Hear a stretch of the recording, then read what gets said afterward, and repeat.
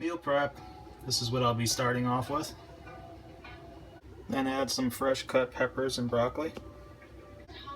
Add tons of Italian dressing. Now for the chicken, virgin oil, some lemon juice,